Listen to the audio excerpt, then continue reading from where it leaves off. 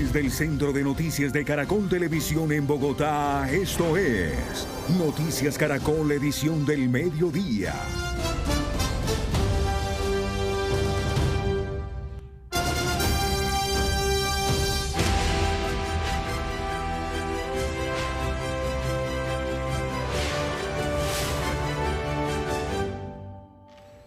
Buenas tardes y bienvenidos a nuestra emisión de Noticias del Mediodía. Continuamos del lado de los miles de afectados por el terremoto.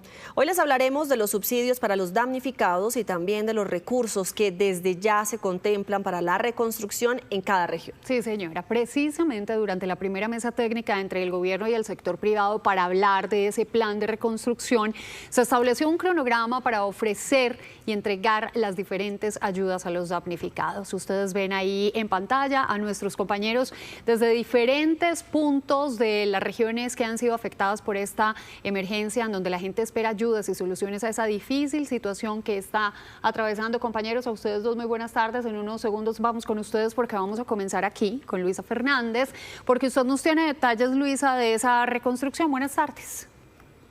Buenas tardes. Mire, la reconstrucción o en medio de esta hoja de ruta hay algo claro. No será una reconstrucción únicamente del Estado y tampoco del sector privado. Será unificada. Por eso, al finalizar esta primera mesa técnica, se tienen datos preliminares y lo primero que dicen tanto algunos sectores del gobierno como el sector privado es que se necesita publicar de manera urgente el decreto de emergencia económica que dará las guías jurídicas y técnicas para esa reconstrucción. Además que también entregará la ruta para saber de dónde van a sacar los 30 billones de pesos que preliminarmente se dice se necesitan para la reconstrucción.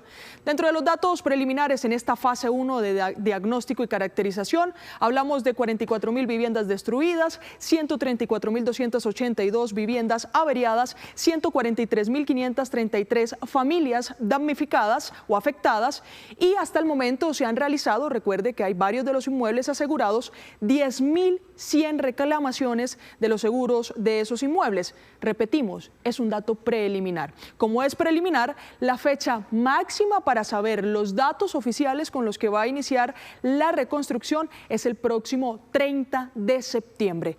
Desde ahí, pues ya termina la fase 1 e inicia la fase 2. Escuchemos al ministro. Terminada la caracterización, entramos en la fase que muchos están esperando y es el subsidio de arriendo por parte de la Unidad de Gestión del Riesgo, que hoy ha establecido 100.000 millones para poder mitigar la realidad que están viviendo muchas de estas familias que puedan acceder. ¿Y cómo lo harán? A través de la caracterización de los territorios. ¿A través de quién? De las gobernaciones. Estos recursos se entregarán a las gobernaciones y las gobernaciones lo entregarán de acuerdo a la caracterización establecida. Por ahora, aclarar entonces, los damnificados que se tienen de forma preliminar recibirán ayudas humanitarias y también se tendrá un registro territorial sobre lo que le va sucediendo con esas familias. Pasemos a la fase 2, que ya el ministro hablaba de eso. Desde octubre, el 1 de octubre, se empezarán a entregar esos subsidios para arriendos que irán entre octubre hasta marzo del próximo año.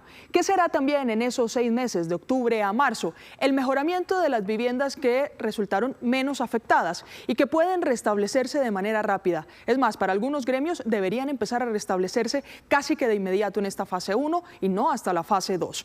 Y por último, la atención integral de los damnificados. ¿Qué es atención integral? Lo que veníamos diciendo. Quienes están en resguardos o en refugios, quienes están en albergues, quienes están con familiares, pero necesitan tener una atención en educación, en salud y derivadas. Esto sucederá en la fase 2. Escuchemos al ministro.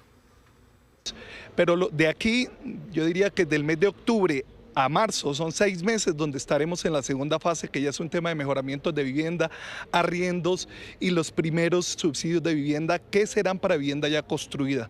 Y es un proyecto a 2 años, de 2 a 4 años, que ya empieza todo el plan de reconstrucción, que lo haremos de la mano de todos los sectores aquí presentes, porque debe poner la banca, debe poner el sector privado, debe poner el gobierno nacional, debe poner los entes territoriales, y los vehículos y las herramientas que necesitamos deben estar establecidas en el decreto de emergencia. Luisa, ¿qué tienen en mente gobierno y constructores para el tema de la vivienda nueva?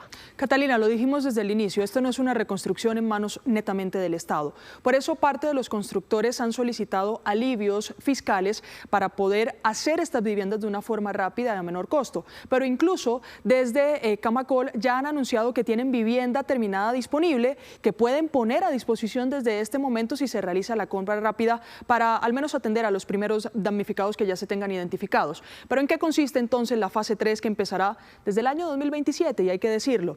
Está entonces el inicio de obras de la vivienda nueva. ¿Cuáles son estas viviendas nuevas? Pues las que se tenga registro de aquí al 30 de septiembre que quedaron completamente destruidas y que toca restablecerle a las familias. También salen los subsidios para viviendas. ¿Cuáles de estas familias se les otorga un subsidio completo o parcial de esas para vivienda nueva? Que es una vivienda que también hay que decirlo se demorará en construcción entre 2 y 3 años. Y por último, ¿a cuáles de estas familias damnificadas se le otorgará créditos para vivienda? Hay que aclarar también que las familias damnificadas son de todos los estratos, por ende no a todas se le va a otorgar vivienda bis, sino dependiendo de la categoría en la que estaban en el momento de la tragedia. Esto dijo el presidente de Camacol. Y en esto, pues las aseguradoras tienen un papel muy importante con sus peritos y obviamente articular ya con los constructores de vivienda para ver cuál es la oferta. Nosotros tenemos oferta disponible, tenemos más de 1000 viviendas hoy terminadas que se podrían vender para estos propósitos. Lo más importante es que se acerquen a las alcaldías porque tienen que registrarse, ¿no?, en el registro único de damnificados. Es lo más importante para poder recibir ayudas, subsidios de arrendamiento, los subsidios que se definan para la reparación o la reconstrucción de sus viviendas. Hoy lo más importante es que se registren. Es un plan especial, no es un plan ordinario para vivienda. Hay varias cosas que no se aclararon ayer en esa primera mesa técnica. Lo primero, el gerente o la gerente de esta tragedia o de esta reconstrucción. ¿Quién será? Los gremios piden que se asigne rápidamente un gerente para la reconstrucción. Lo segundo, también tiene que salir un decreto, un acto administrativo para saber, recuerden ustedes que el Fondo Milagro se encargará de recaudar todos los recursos para la reconstrucción. ¿Cómo va a operar ese Fondo Milagro? Y lo tercero, la fecha desde ya de la próxima mesa técnica para avanzar en este proceso de reconstrucción tan esperado principalmente por los damnificados del terremoto.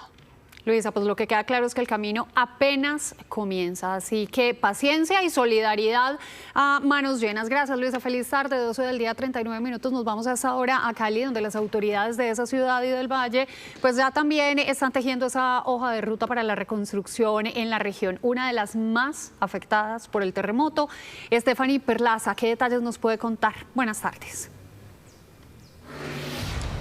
Alejandra, ¿qué tal? Muy buenas tardes, 12 del mediodía, 40 minutos. Seguimos del lado de los caleños, hoy estamos en el barrio Los Cámbulos, en una de las edificaciones que también presenta alto riesgo de colapso. Este es el edificio Archinié, aquí en el barrio Los Cámbulos, en la carrera 41 con calle Séptima.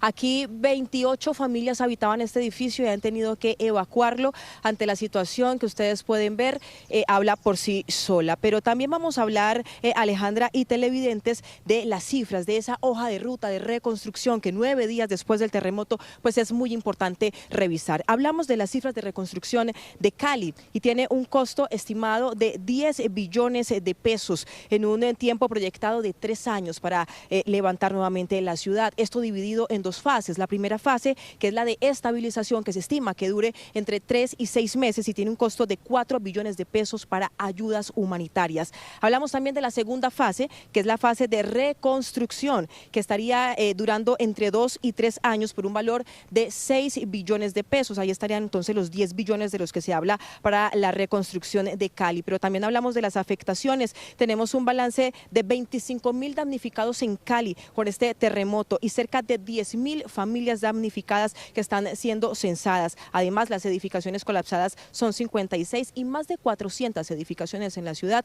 presentan graves afectaciones y riesgo de colapso. Esto con lo que tiene que ver con Cali, pero el Valle del Cauca también ya alista esa hoja de ruta para atender justamente a los municipios del norte del departamento. Hablamos de La Victoria, Zarzal, El Dobio, Águila, Cali, Maldarién, Roldanillo, entre otros que se han visto gravemente afectados. Al respecto, habló la gobernadora del Valle, Dilian Francisca Toro. Empezamos como la fase de reconstrucción, no nos podemos quedar en la fase de ayudas humanitarias. Ya vamos a hacer un primer piloto con 90 viviendas en Buenaventura, palafíticas, y que las vamos a reconstruir con ellos mismos, con la comunidad, lógicamente pagándoles sus jornales. También estamos comenzando ya en todos los municipios poder lograr esta misma semana entregar materiales de vivienda para las viviendas urgentes, empezar a reconstruirle techos y ya las cosas urgentes en las casas para que sean habitables y ya las personas no estén en albergues, sino que estén en sus casas. Las instituciones educativas públicas del departamento del Valle del Cauca también tienen graves afectaciones. ¿Cómo va a ser ese regreso a clases en medio de toda esta situación? También escuchemos lo que ha dicho la gobernadora.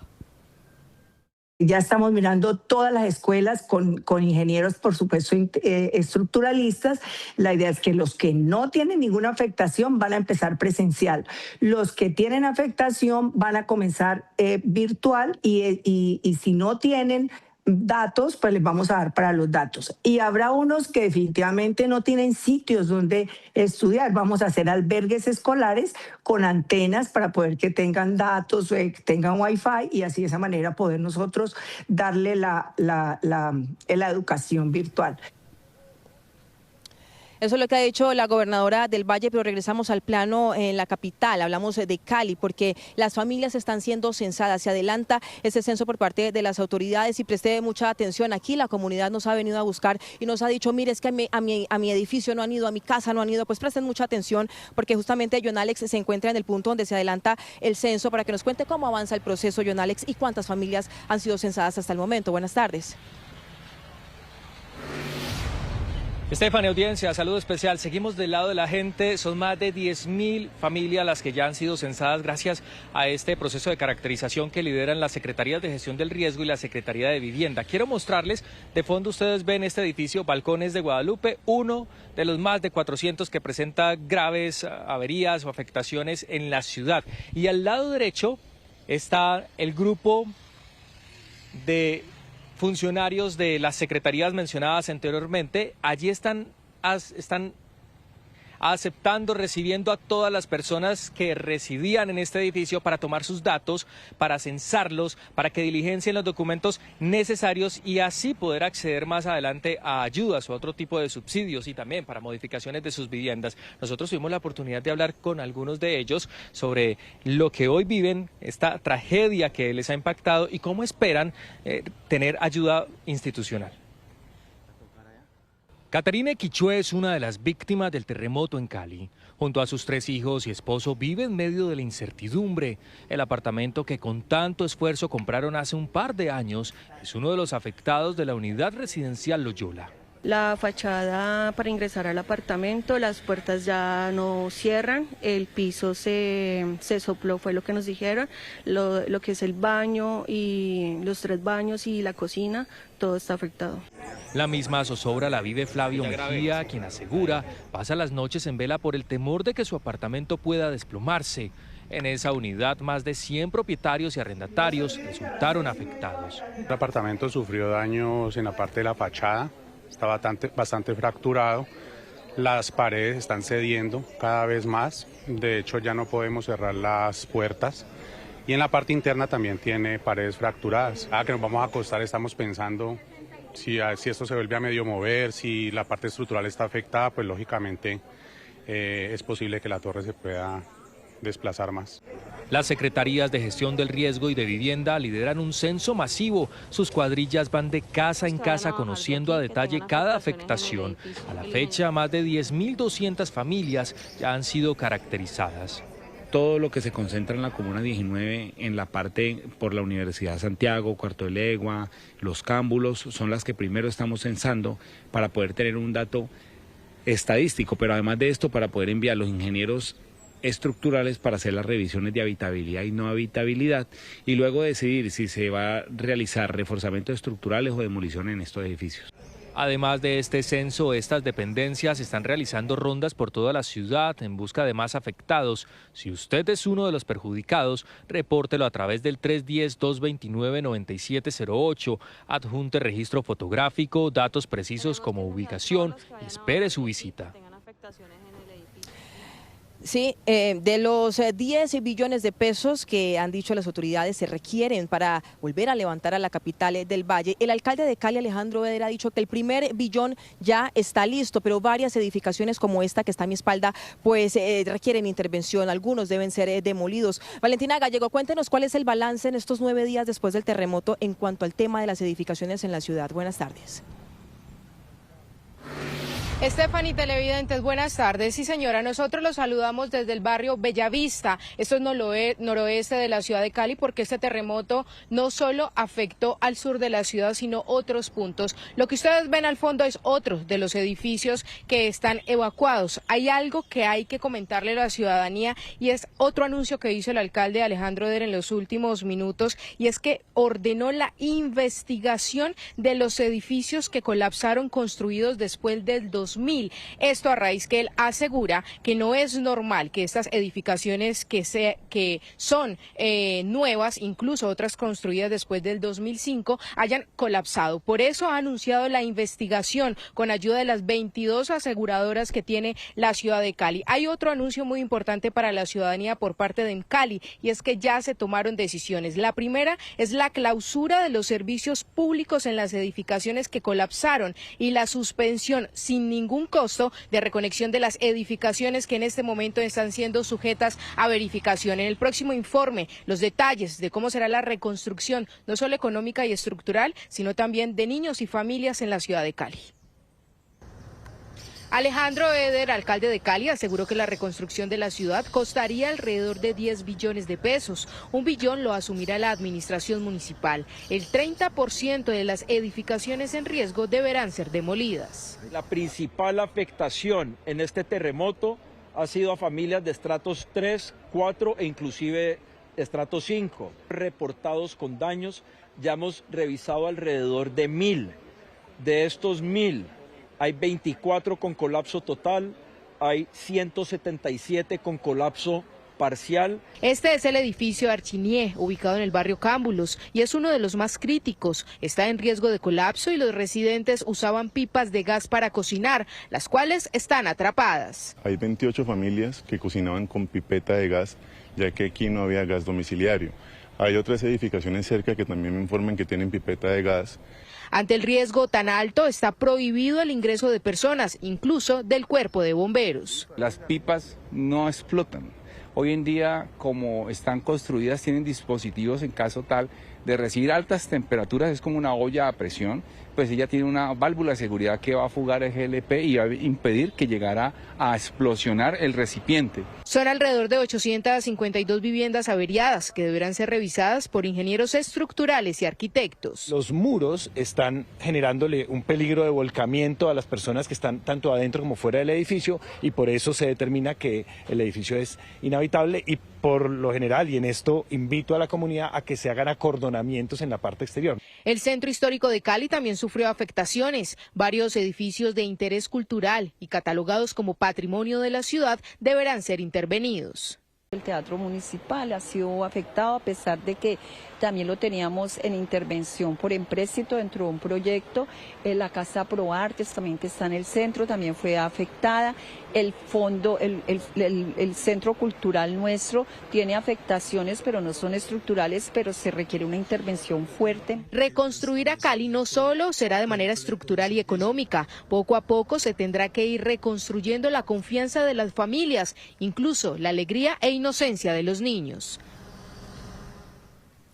12 del mediodía, 50 minutos. Este resguardo improvisado que ustedes ven aquí en el barrio Los Cámbulos es de familias que habitaban en el edificio Archinié, que ya les mostramos está con un alto riesgo de colapso. ¿Ellos por qué están aquí? Pues están cuidando sus cosas. ¿Por qué? Porque en medio de esta situación, inescrupulosos se han aprovechado para venir a buscar y a precisamente saquear estos apartamentos que han quedado ya con estas edificaciones totalmente abiertas. Para hablar de la seguridad en la zona nos acompaña el comandante de la policía Metropolitana de Cali. General Benavides, buenas tardes, bienvenido a Noticias Caracol, general. Y empecemos hablando, ¿qué está haciendo la policía para brindar seguridad a las personas que, además de perder su casa, ahorita tienen que montar guardia para que no les roben las cosas? Stephanie, buenas tardes. Bueno, indicarles a todos los ciudadanos que nosotros estamos articulados desde el puesto de mando unificado, donde estamos confluyendo todas las entidades y todas las instituciones. A partir de allí, pues se han organizado diferentes equipos de trabajo, entre ellos, por supuesto, los equipos de seguridad. Nosotros como Policía Nacional tenemos cerca de 1.200 hombres desde el mismo momento que sucedió el movimiento telúrico y con estas afectaciones tan graves que tuvimos en la ciudad. Y a partir de allí, entre ellos tenemos unos equipos motorizados que están a través de polígonos haciendo estas rondas en estos sectores, de estos sitios que han sido evacuados y que, como usted lo menciona, se ha referido de personas que han pretendido ingresar a sacar elementos, y allí pues hemos podido reaccionar, y por eso no hemos tenido saqueos ni información, digamos, que se haya configurado ese tipo de situación. ¿Cuántos uniformados están cuidando edificaciones como esta y las tantas otras que están en riesgo de colapso en Cali? Nosotros tenemos diferentes frentes de trabajo, no solamente los sitios de colapso o de riesgo de colapso, sino también los sitios donde están trabajando los organismos de socorro. Ahí tenemos unos equipos especiales, pero también en los albergues que se han establecido, tanto los que se han establecido por la alcaldía como algunos autogestionados, también se está haciendo un trabajo allí porque también se ha pedido seguridad en ese sentido.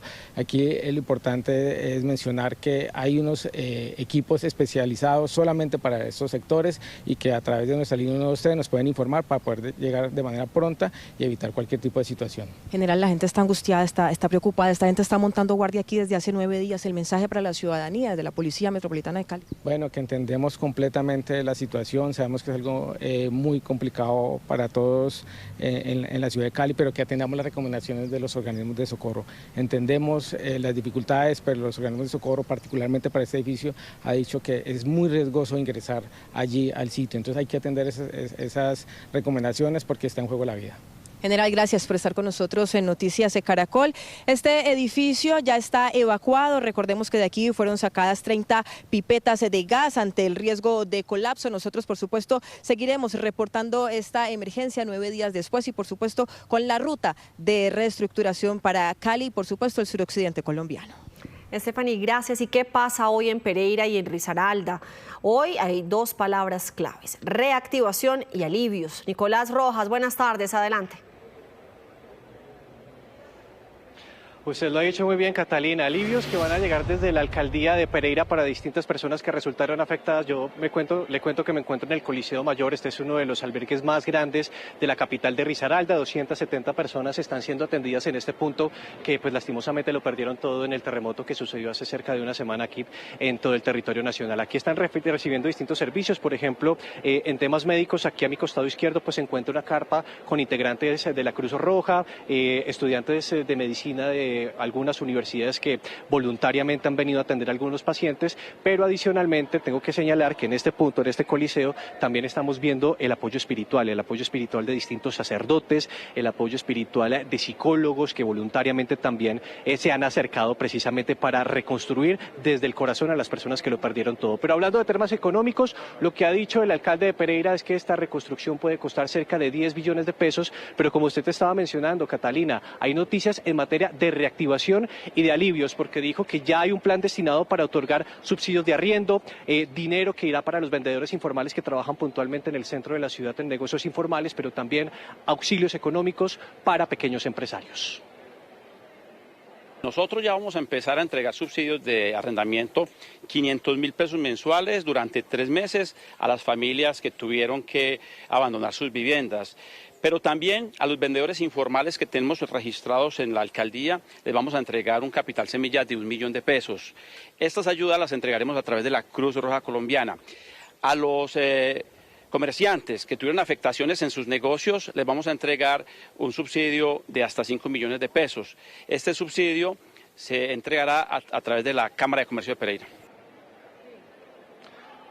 Lo que ustedes ven en pantalla es la forma como están atendiendo a las personas que resultaron damnificadas o con alguna afectación en el terremoto. Recordamos que estamos en el Coliseo Mayor de la ciudad de Pereira. Les digo, no solamente están recibiendo apoyo médico, sino también un apoyo psicosocial, psicológico. Los están escuchando y los están ayudando en algunos momentos con una reflexión, en algunos momentos con una oración, porque también hay unos sacerdotes destinados por parte de la conferencia episcopal. Pero también hay buenas noticias para la capital de Risaralda, para Pereira, en medio de esta emergencia, en medio de esta tragedia, y es que el aeropuerto internacional Matecaña, que resultó seriamente afectado, pues ya tiene fecha para volver a operar nuevamente. Nos dijo y nos confirmó el alcalde que va a empezar a funcionar otra vez a partir de este fin de semana, puntualmente el sábado. ¿Y el aeropuerto, cuándo empieza a funcionar? Estamos nosotros preparando todo para iniciar, Dios mediante, este fin de semana, el sábado. Esperamos el sábado tener los primeros, la reactivación y el ingreso de los primeros vuelos comerciales. Y si se reactiva el aeropuerto internacional Matecaña, también se reactiva el transporte público en Pereira. Estamos hablando del Megabús, es el principal medio de transporte aquí en la ciudad de Pereira. Pues nuestro compañero Carlos Barragán se dio a la tarea de recorrer alguna de estas líneas, montarse en algunos alimentadores, porque fue un sistema que funcionó de manera intermitente producto del terremoto, pero la buena noticia, y sobre todo para la reactivación económica, es que el Megabús ya está funcionando totalmente. Han pasado 9 días después del terremoto y muchas personas como Andrea volvieron a trabajar gracias a la reactivación del sistema de transporte Megabús. Mi transporte siempre todos los días era el Megabús. Entonces yo la semana pasada no pude trabajar por lo mismo, pero ya a partir de ahorita como ha sido el flujo y se ha movido el Megabús, me ha permitido volverme a trabajar, porque obviamente es una gran bendición poder transportarnos para ir a trabajar y desplazarnos. El regreso de operación del sistema es trabajo para todos, como para Mayerly, quien guía a los pasajeros. Poder prestarle nuestro servicio, que ante todo el usuario, la atención al usuario, el cliente, que es lo principal en estos momentos, que se puedan movilizar también a sus trabajos. Es maravilloso poder servirle a la gente. Ya en el bus hablamos con la gente y lo que significa para la economía de Pereira reactivar este sistema. Pues sirve mucho porque ya la gente ya se va reactivando, ya van saliendo, ya van saliendo uno a hacer sus cosas. Pues agradecida con Dios, porque aunque tengamos solo la ruta número 1, tenemos mucho, porque Pereira quedó muy mal y esta es la única parte donde podemos transitar con seguridad. En el articulado también viajaba David, impactado porque es la primera vez que sale de su casa después del terremoto. Tengo los pelos de punta, alterados, mi compañera y yo se nos aguaron los ojos. No, terrible. Es una cosa apocalíptica. La recarga de tarjetas ya está operando. El mismo precio del pasaje, estamos regalando las tarjetas, las estamos recargando, las tarjetas están funcionando al 100%. Bendecido con Dios por la otra oportunidad que nos dio a todos, porque no soy personalmente a mí, sino a todos, a todo el pueblo colombiano, y todos unidos vamos a reconstruir a Pereira y vamos a reconstruir a Colombia. En cuanto al sistema de cable, los ingenieros y operarios trabajan para restablecer el servicio antes de que termine la semana. Por ahora hay que cambiar la tarjeta, recuerde, es gratis.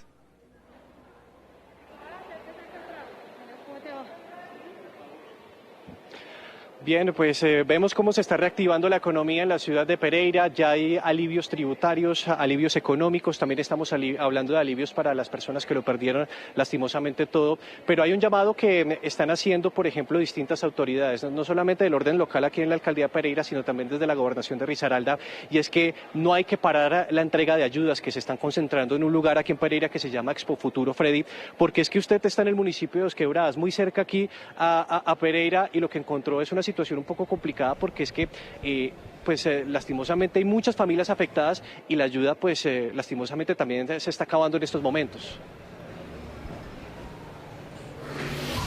Pues Nicolás, los saludo desde el municipio de Dos Quebradas, es el municipio vecino, la capital del departamento de Risaralda, uno de los municipios también muy afectado por el terremoto.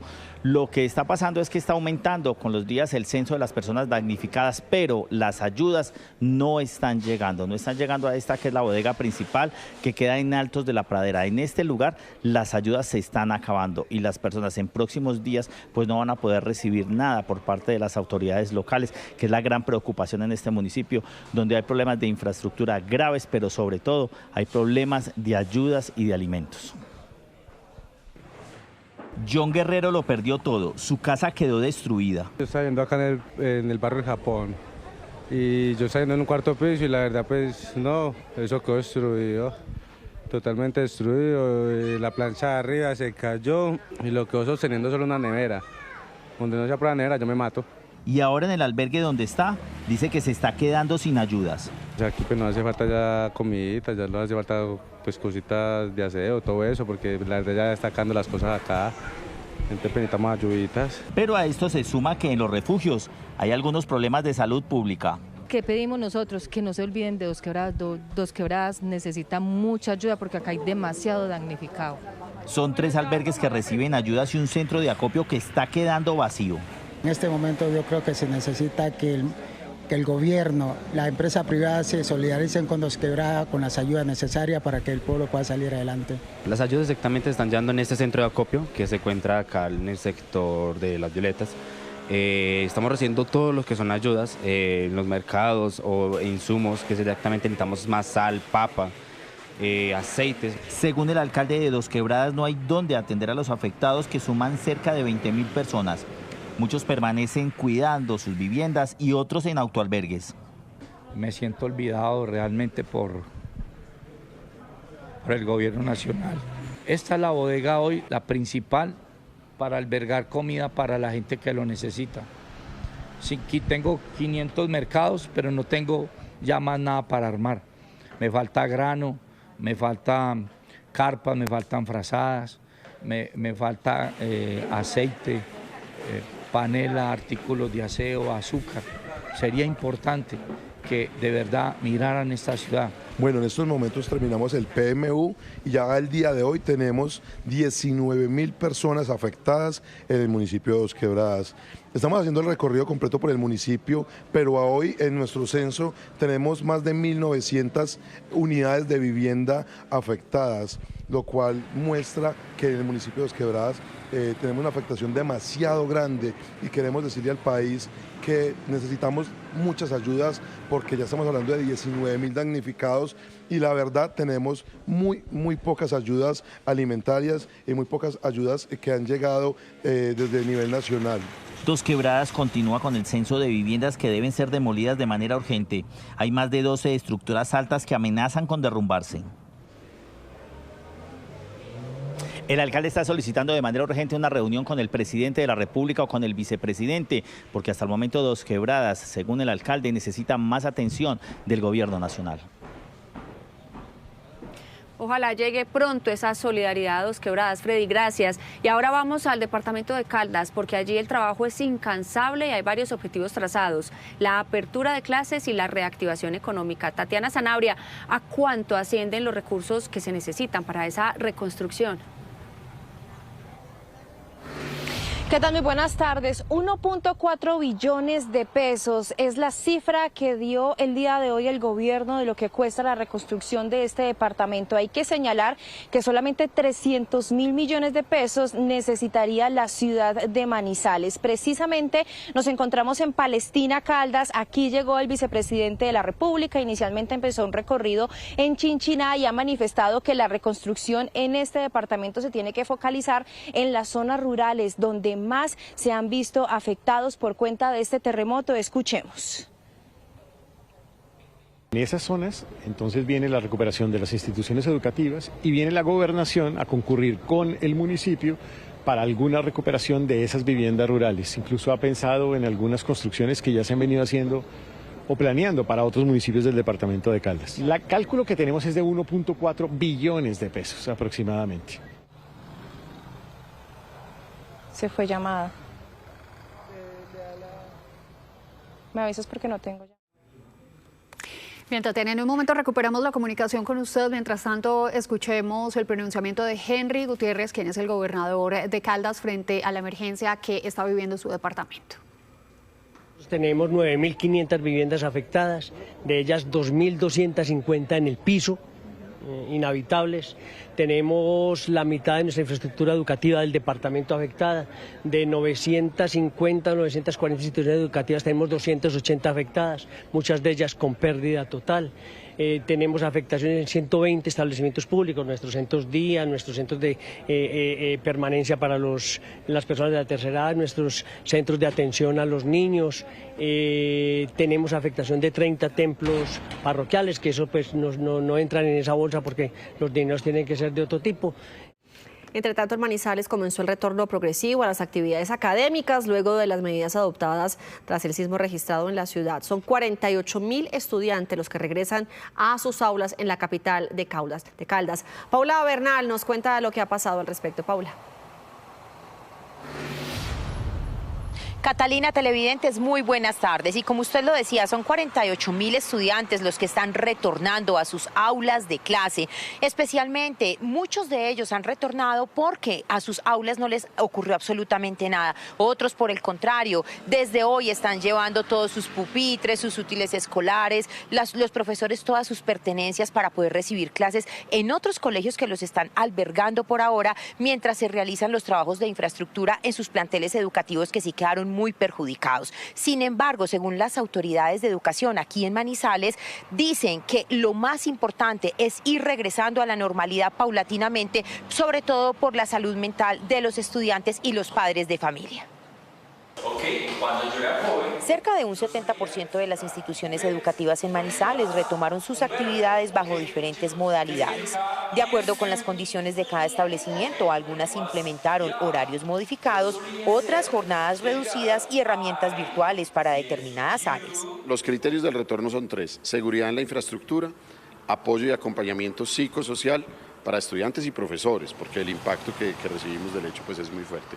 Y lo tercero, flexibilidad, tanto flexibilidad administrativa y laboral para docentes que han estado afectados. Tenemos 37 docentes afectados en Manizales. El 30% restante inició la jornada con reuniones entre docentes y padres de familia, quienes hoy manifiestan que el regreso a clases le aporta a sus hijos seguridad y fortalecimiento social. Muy feliz porque los niños ya están regresando otra vez a clases y qué bueno poder estar aquí compartiendo con todos estos niños. Que puedan compartir nuevamente con sus amigos, ser libres, gastar toda esa energía que ellos tienen porque en casa no es la misma enseñanza. Que puedan olvidar rápidamente lo que pasó, volver como a las actividades les hace estar tranquilos, no recordar lo que les pasó porque se entretienen. Son 48.000 estudiantes de Manizales de colegios públicos y privados que ya están regresando a sus aulas de clase. Sin embargo, algunos estarán albergados en otros colegios mientras terminan en sus planteles algunas adecuaciones de mampostería.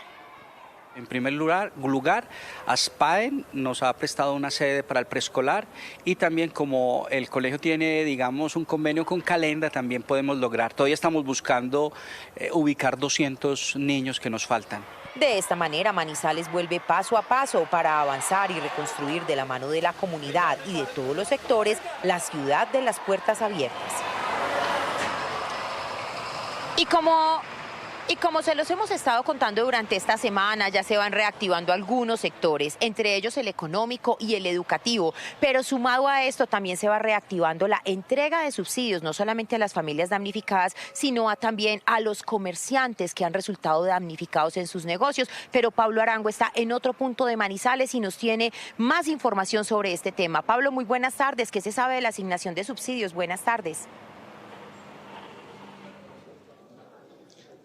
Buenas tardes a los televidentes de Noticias Caracol del Mediodía. Han pasado 9 días desde el terremoto que sacudió a Colombia y este es el panorama a esta hora del mediodía en la carrera 23 en el centro histórico de Manizales, que reabre con dificultades, con daños, con problemas, pero reabre porque dice la alcaldía de Manizales que hay que reactivar el comercio para iniciar la reconstrucción de la ciudad.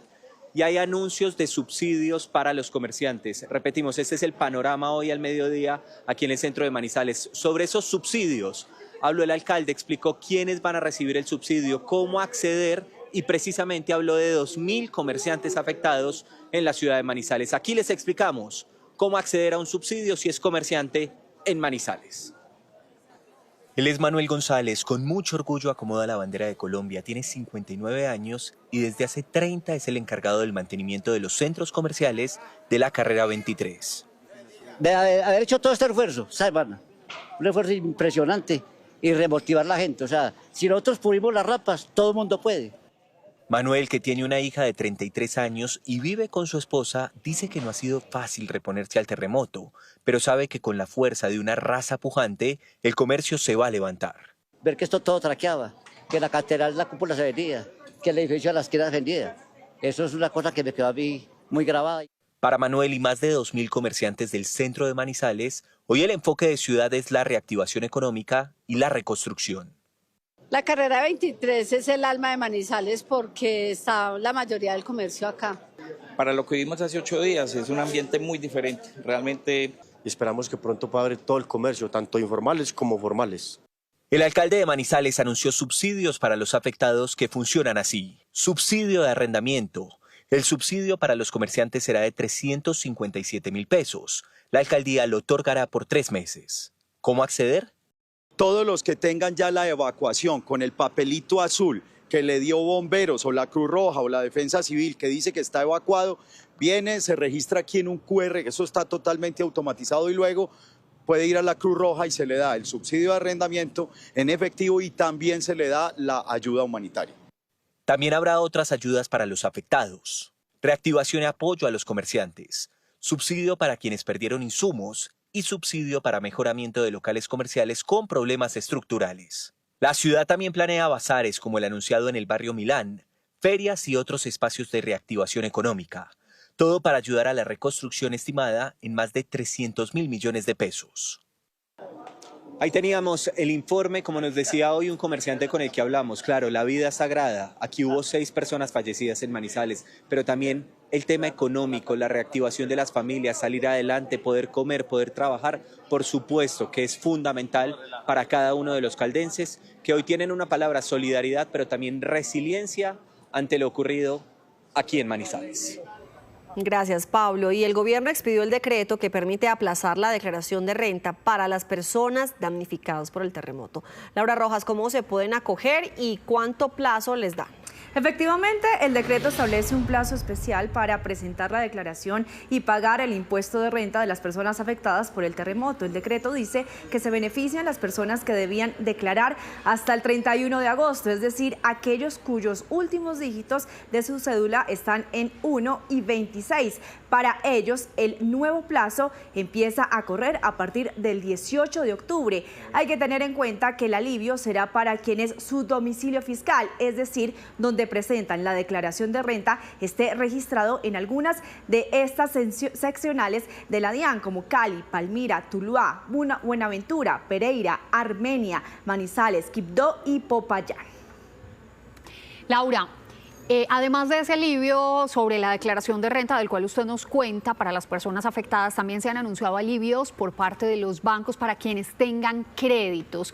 ¿Qué detalles se conoce de esa medida? Sí, señora. El plan de Asobancaria, según informó el presidente Abelardo de la Espriella, contempla periodos de gracia de hasta 12 meses con condonaciones de intereses, además protección del historial crediticio y suspensión temporal de los cobros jurídicos. Sin embargo, los bancos aún no dan a conocer las condiciones bajo las cuales se otorgarán los alivios, entre otras cosas, si se otorgan solo para quienes haya resultado afectados por un daño en su vivienda o si también incluye otro tipo de créditos, inclusive si las tarjetas de crédito estarán incluidas, teniendo en cuenta que muchas personas y empresarios perdieron sus empleos y negocios. Esos alivios serán solo para las personas afectadas en Caldas, Chocó, Quindío, Risaralda y Valle del Cauca.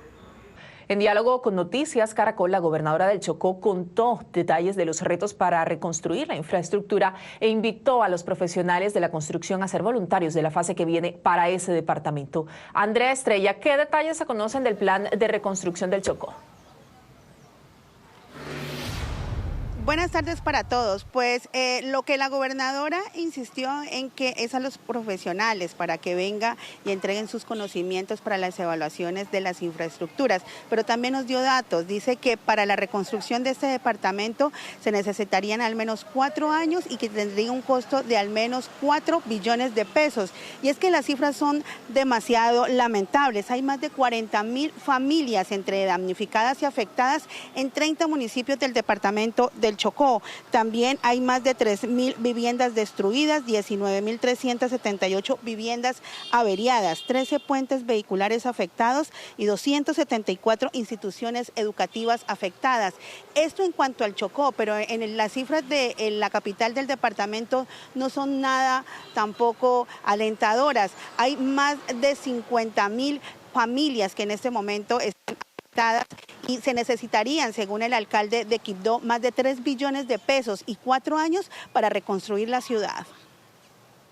Bien, nosotros hemos estimado que la reconstrucción total del departamento puede estar en torno a los 4 billones de pesos. Esto incluye no solamente viviendas, sino también infraestructura sensible o social, como las escuelas, los colegios, los hospitales, los centros de salud y la infraestructura de transporte, porque tenemos afectados aproximadamente 10 puentes, tenemos afectados varias vías, entre esas las de San José del Palmar, que de hecho no la estoy tasando como construcción, que es realmente el reto que nosotros tenemos, sino solamente atacando puntos críticos en esta vía de cara a lo que acaba de pasar en la emergencia. En ese sentido, lo que requeriría específicamente el componente de vivienda está en torno al 1.5 billones de pesos para poder reconstruir las viviendas de los ciudadanos que han sido totalmente destruidas.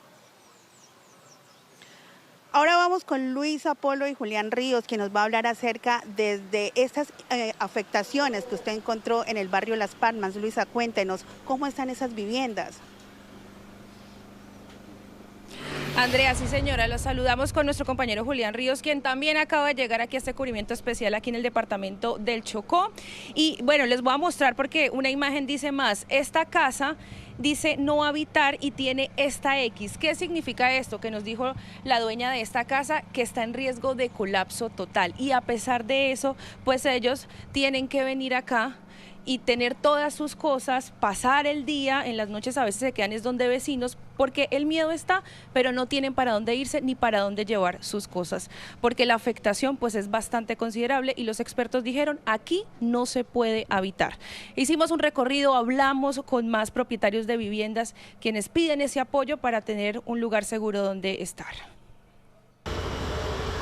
Esta frase se repite en al menos 10 casas de esta cuadra en el barrio Las Palmas de Quibdó. Un llamado que hicieron los ingenieros que evaluaron los daños de las viviendas después del terremoto, pero que varias familias como la de Elber Cuestas aseguran no pueden acatar. Y me siento desesperado, no sé, todavía no ha tenido como una ayuda como tal para yo ver qué voy a hacer con mis hijos, para dónde me voy a ir, porque no tengo dinero tampoco, cómo moverme para otra parte y arrendar. Con parte de su casa destruida y con grietas en algunas de las paredes, esta familia afirma que no tiene más alternativa.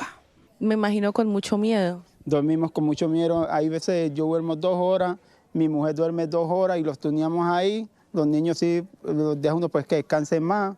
Se los dañaron todas las camas, apenas los que una cama, nosotros con mi esposa dormíamos en el suelo y los niños los montamos en la cama.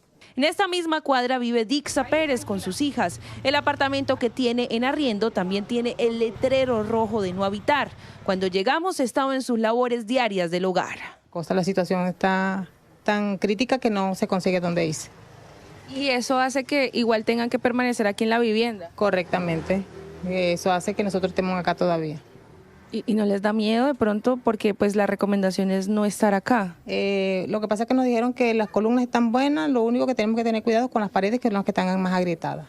Eliseo Medina está pasando por algo similar. Por necesidad y aún sin recibir una solución de vivienda, dice que no va a dejar su casa. En estos momentos me estoy quedando acá porque no tengo a dónde ir.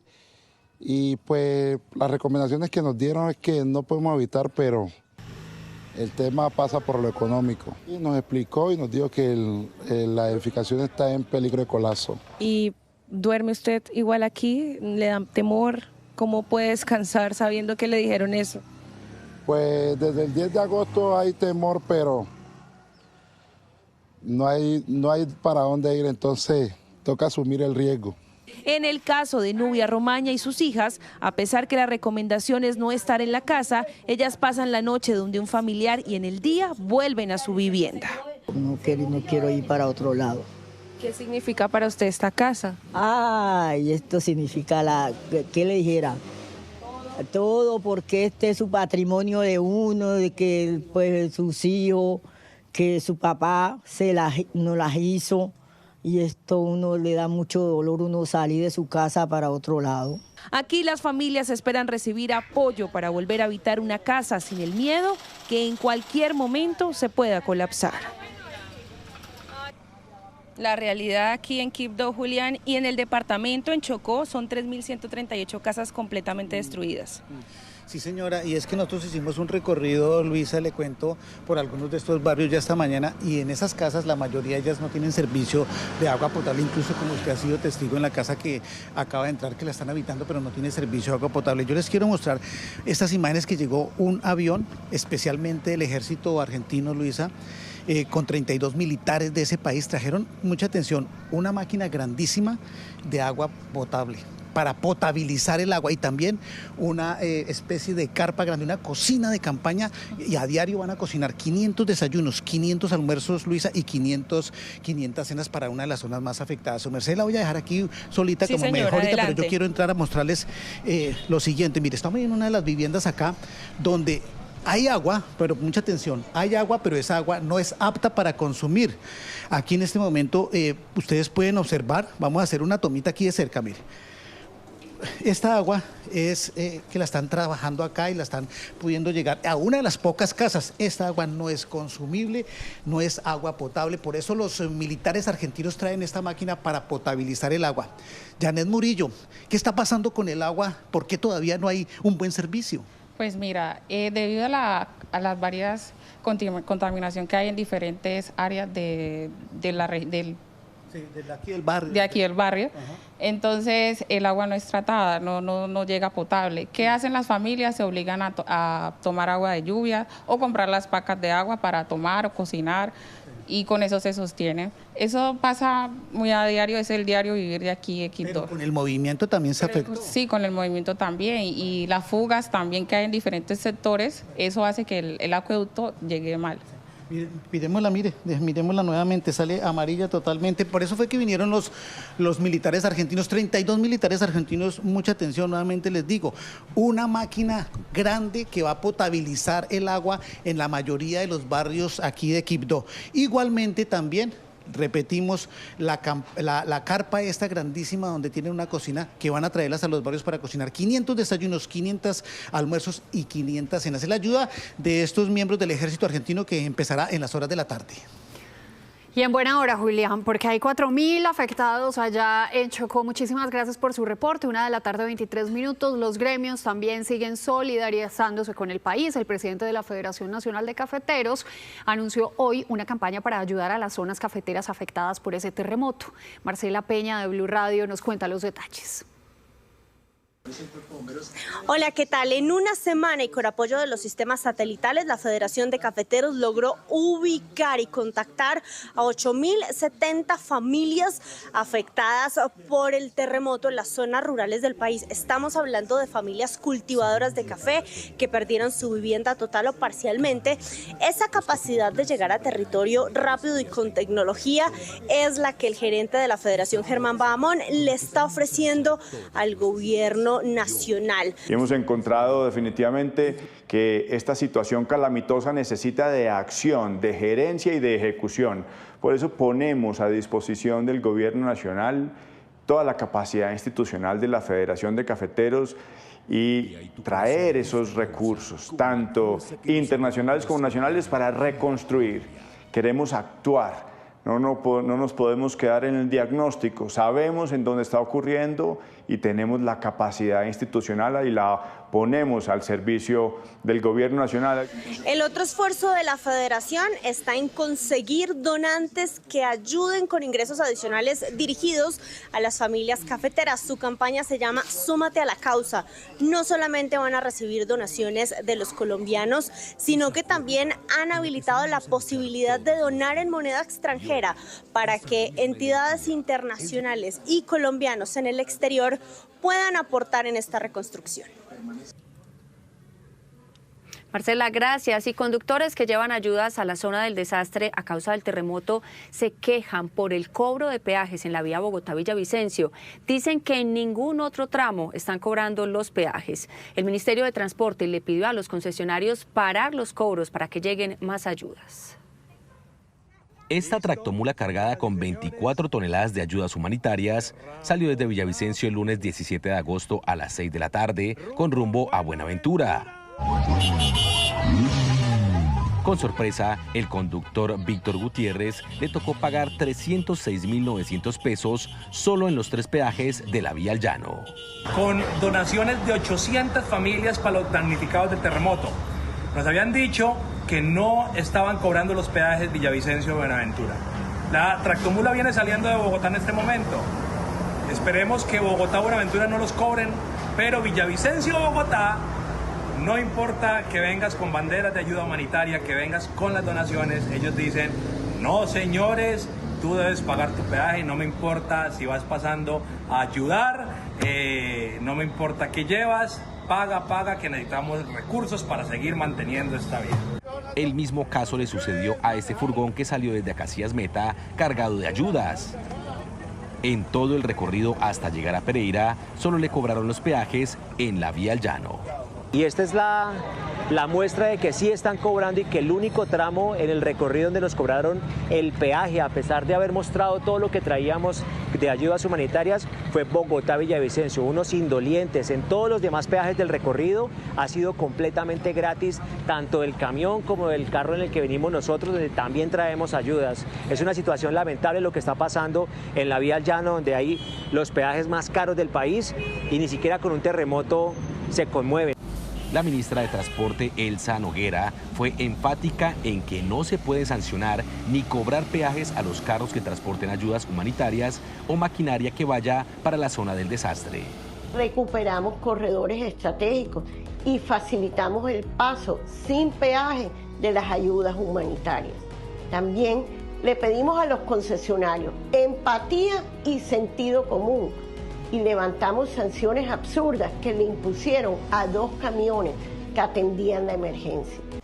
Coviandina, concesionaria de la vía al llano, informó que ya coordinó con alcaldías y gremios para el no cobro de peajes en este corredor vial y recordó que deben traer distintivos de ayuda humanitaria y que la policía será la encargada de avalar el paso sin tener que pagar. Y una de las denuncias de las personas que perdieron sus viviendas en medio de la tragedia es el abuso en el cobro de los arriendos. Hoy, Fedelonjas, el sector que agrupa las asociaciones inmobiliarias, hizo un llamado para cobrar lo justo. Mario Ramírez habló en Noticias Caracol en Vivo. Las denuncias que ustedes han recibido allí en Fedelonjas, ¿qué tanto le están aumentando a los arriendos en las zonas afectadas? Una zona en donde el arriendo era de 1 millón de pesos, están alcanzando a cobrar 1.200.000, y esto es lo que nosotros queremos resaltar. Estamos trabajando de la mano del Ministerio de Vivienda, acompañando estas mesas técnicas que se están haciendo precisamente para hacer un llamado muy enérgico a las personas que están cometiendo estos actos de irresponsabilidad en estos momentos, de hacer unos incrementos desmedidos para las personas que están buscando un nuevo hogar en arriendo en muchos casos. ¿Nos podría poner un ejemplo para entenderle mejor ese punto? Hablemos, por ejemplo, de un apartamento que pueda costar 250 millones de pesos. Un inmueble que tiene un valor de 250 millones de pesos. El canon mensual que debería pagar el inquilino, el arrendatario, no puede exceder el 1% de esos 250 millones de pesos. Entonces estamos hablando que ese canon promedio estaría en el orden de 2.500.000. No debería superar. No debería superar.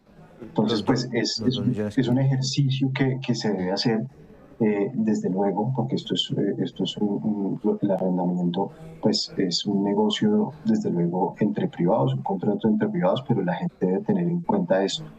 Pero dada la coyuntura, no sé hasta qué punto haya mecanismos legales para tratar de alguna forma controlar esos precios. ¿Se está pensando en algo como eso? ¿Existen los mecanismos?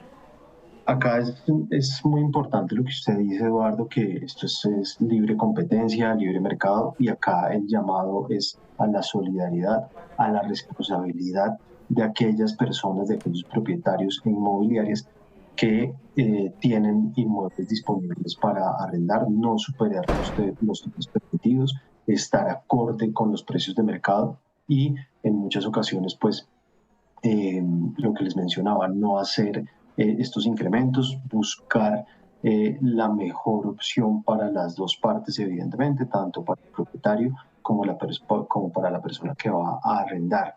Entonces, pues ese es el llamado urgente que nosotros hacemos, y brevemente de no superar los topes, de seguir en la buena dinámica comercial que se viene dando y atendiendo la responsabilidad que nos lleva esta emergencia y esta catástrofe que pues nadie quisiera estar viviendo. Y en medio de esa tragedia que están viviendo muchísimos damnificados por el terremoto, pues hay una opción que puede ser de muchísima ayuda: el retiro de las cesantías. Hablamos con el presidente de Asofondos sobre los mecanismos para acceder a esos dineros y a otras ayudas que están ofreciendo las AFP. Las cesantías son un ahorro de los trabajadores, entonces por supuesto este es uno de los casos en los que pueden utilizar estos recursos para reconstruir sus viviendas.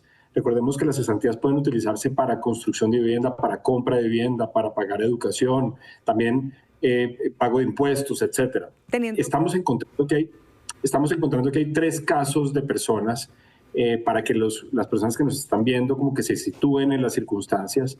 Hay unos casos en los que la gente pues tiene su identificación, no perdió su cédula y puede acercarse muy rápidamente a su trabajo, a su administradora de fondos de cesantías en este caso, para hacer la solicitud de retiro con los planes, digamos, para las mejores locativas, o en este caso la reconstrucción si es necesario. Hay otro caso en el que las personas perdieron su identificación. En esos casos, algunas AFPs están muy rápidamente montando los sistemas para hacer reconocimiento biométrico. Algunas de ellas ya las tienen montadas, entonces ahí el consejo es comunicarse muy rápidamente con su administradora de fondos de cesantías para ver si puede hacer el proceso con la información biométrica que ya las administradoras pues, tienen de esas personas. Si no, hay que recuperar los documentos, para lo cual estamos en campañas con la registraduría para actuar muy rápidamente. Y un tercer caso, y perdón, me alargué en la respuesta, es de las personas que lamentablemente fallecieron y sus familiares pueden acceder a esas cesantías. En este caso, lo que hay que hacer es acercarse al administrador de fondos de cesantías para pedir información sobre cuál es la documentación necesaria para hacer este proceso, y nosotros estamos tratando de hacerlo lo más rápido posible, por supuesto. Cualquier duda que tengan sobre este aspecto, se comuniquen vía mail con nosotros al correo comunicaciones@asofondos.org.co para darles atención personalizada y dirigirlos en este proceso que, además de ser doloroso, pues debe constituirse en una fuente de esperanza para muchísimos colombianos. Adicional a eso, los colombianos formales, los que cotizamos a un sistema de pensiones, tenemos que saber que tenemos auxilios funerarios a los cuales pueden acceder las familias de las personas afectadas. Entonces, ese es otro de los beneficios de la formalidad que nuestro sistema pensional tiene y que está a disposición de las personas para cubrir gastos en estos momentos pues de tragedia. Y a medida que avanzan los días tras el terremoto, van cambiando las necesidades, por ejemplo, de salud. ¿Qué prioridades surgen en esta segunda semana? Doctora Fernanda, buenas tardes. Catalina, buenas tardes. Una vez se supera esta fase aguda, tan dura de los rescates, hay que enfocarse en varias cosas. Primero, la salud mental, de la que hemos venido hablando y que es de largo aliento, no podemos soltarla. También que no se interrumpan los tratamientos de personas con condiciones crónicas, como la diabetes, la hipertensión, para que no vayan a tener complicaciones. Y un foco muy importante, dadas las condiciones, por ejemplo, en los albergues, es la prevención de infecciones, principalmente de tipo respiratorio y digestivas.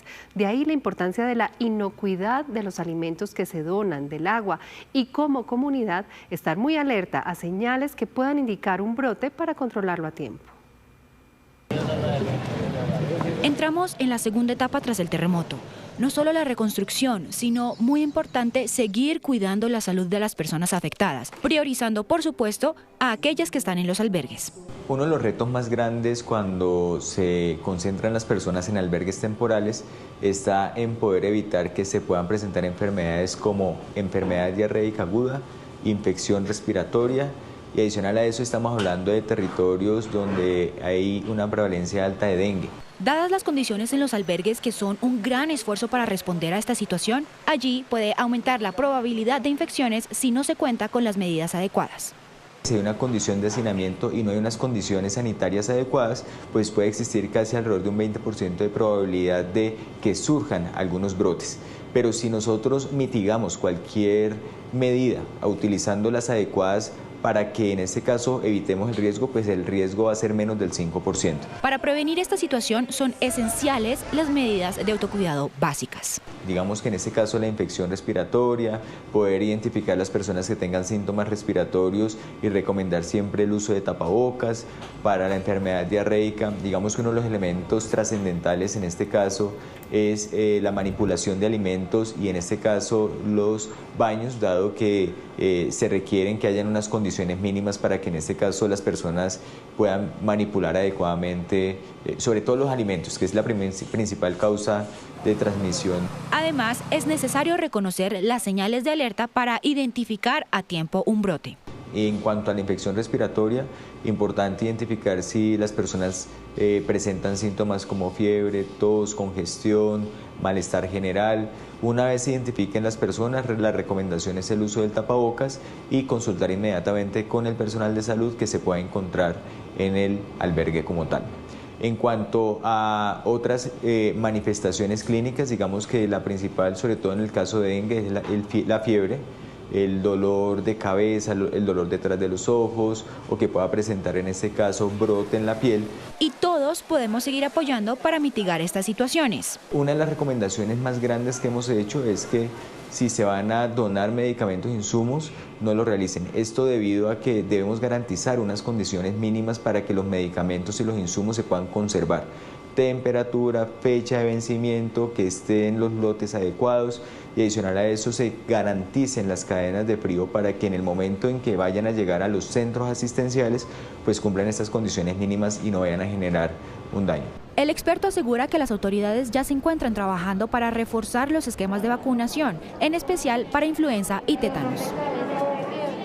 Les comparto un dato. La Organización Mundial de la Salud estima que el 80% de las donaciones de medicamentos se pierden porque no cumplen con los requisitos. Por eso insistimos tanto en hacerlo solo a través de los canales formales y siguiendo las indicaciones. Repito, no es lo que nos sobra en el botiquín de la casa.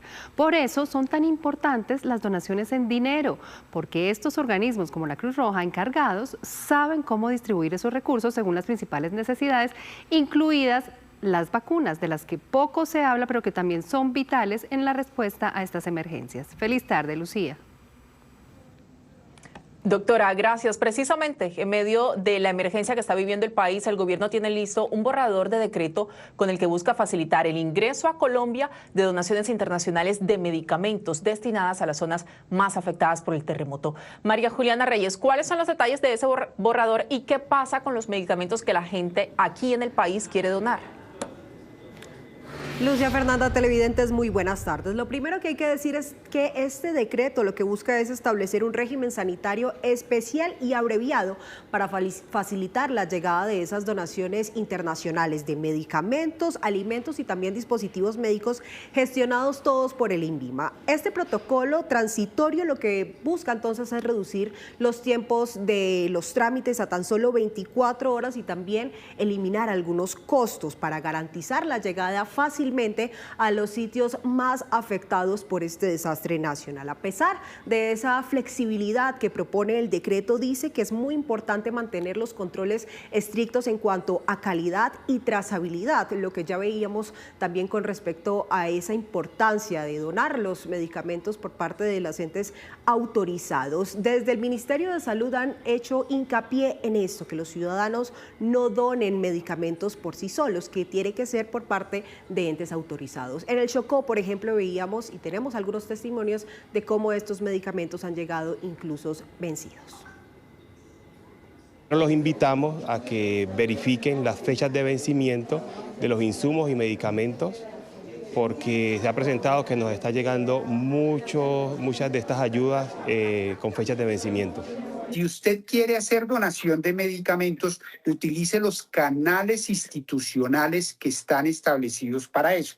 Las secretarías de salud de cada uno de los municipios afectados le puede decir cómo. A través de los proveedores farmacéuticos. No es una buena idea y van a encontrar rechazo por lo que les acabo de decir, cuando ustedes quieren llevar medicamentos que tenemos en casa porque han desaparecido la cadena de custodia del medicamento. Bueno, hacemos nuevamente hincapié en estas recomendaciones y precisamente el decreto que está en borrador por ahora para sujeto también a comentarios, lo que busca es eso, agilizar la llegada de medicamentos por parte de donaciones internacionales que por supuesto son elementos y ayudas que se necesitan en medio de este desastre nacional. Y que se van a seguir necesitando. María Juliana, muchas gracias. 1:41 p.m. en Bogotá, el Banco de Alimentos mantiene la recolección de ayudas para los damnificados, pero ahora están más concentrados en kits para pasar la noche. Juan Andrés Beltrán está allá y nos cuenta cómo se realiza esa recolección, pero sobre todo cómo está organizada la distribución. Juan Andrés. Buenas tardes, mire, empecemos hablando por qué se puede donar en este momento y allí en el siguiente gráfico les mostramos elementos o alimentos mejor no perecederos como agua, como enlatados, como arroz, también cobijas, mantas y colchonetas nuevas, que era lo que usted hacía referencia, para que las personas puedan pasar unas noches dignas en medio de la emergencia. También productos de aseo e higiene personal como toallas higiénicas, como papel higiénico y como pañitos húmedos, y todo eso acá en la calle 19A, número 3250, donde se está llevando en este momento el operativo logístico, y les voy a explicar un poco cómo funciona. Y es que de las diferentes diócesis en los territorios se hacen los llamados desde los bancos de alimentos, acá el Banco de Alimentos de Bogotá, y aquí se atiende la solicitud. Y por ejemplo, este camión acaba de llegar, esta tractomula, y en unos minutos será cargada, irá rumbo a Pereira. Hace pocos minutos también salió una más hacia la ciudad de Cartago, también hacia el Valle del Cauca, y otra más que saldrá también hacia el departamento del Chocó. En la tarde vendrán otras dos que van hacia la ciudad de Cali. Acá se reciben ayudas de diferentes partes de la capital del país, incluso hay iniciativas de algunos colectivos que están reuniendo elementos, alimentos y todo este tipo de elementos que les mencionaba inicialmente, y que los traen acá porque no saben cómo hacer esta operación logística. Resulta que el Banco de Alimentos sí tiene toda la operación logística de cómo hacerlo y poder hacer este operativo para que lleguen directamente a los territorios. Allí las diferentes diócesis, los 25 bancos de alimentos del país son los encargados de perfilar a las personas que lo están necesitando y hacerle las entregas, ya sean de los mercados, de los kits de aseos o de las personas que están damnificadas. El padre Daniel Saldarriaga nos explica cómo funciona esta operación. El Banco de Alimentos quiere ser transparente con la voluntad de los que nos donaron. La generosidad de ustedes nos ha hecho posible acercarnos a muchos y ayudar de tal manera que con los bancos de alimentos y ellos con las parroquias y las instituciones que tenían vinculadas puedan acercar los productos.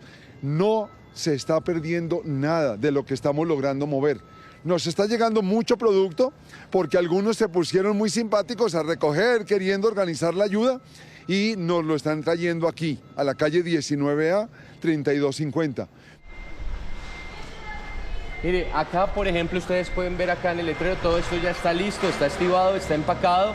Acá se encuentra el papel higiénico, también se encuentra arroz, agua y los elementos que principalmente les estábamos diciendo que es lo que más está necesitando en las zonas que fueron damnificadas por cuenta de este terremoto. Y ya todo está listo, en minutos será empacado en los camiones, porque el operativo logístico acá es gigantesco y la ayuda se sigue necesitando. La solidaridad, por supuesto, de los habitantes de Bogotá es fundamental acá en el Banco de Alimentos de la capital del país.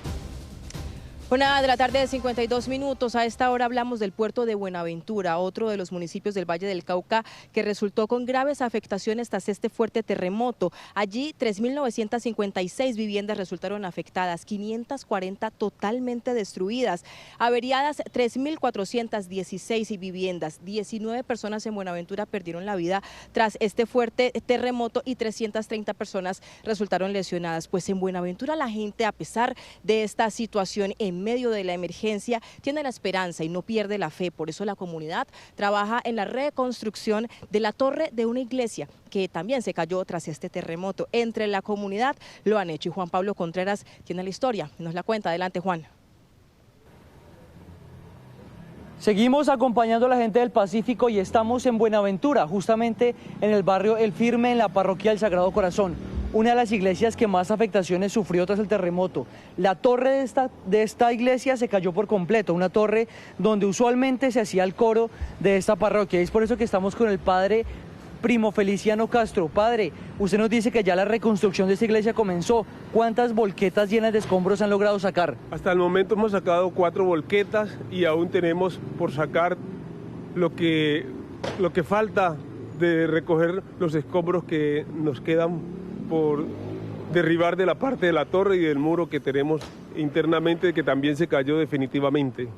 Vemos que es la misma comunidad la que ha venido aquí a ayudar, padre. Son los mismos feligreses de esta iglesia. Sí, señor, la comunidad, y por allí, por ejemplo, un amigo que me ha mandado las volquetas y me mandó una máquina para sacar el escombro, y ese ha sido el apoyo que hemos tenido por el momento, porque ni siquiera ha aparecido la administración municipal.